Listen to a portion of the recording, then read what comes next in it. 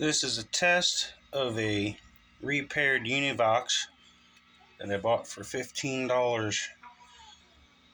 Upon taking it apart, I found a wire that was in the wrong spot, and now it sounds like this.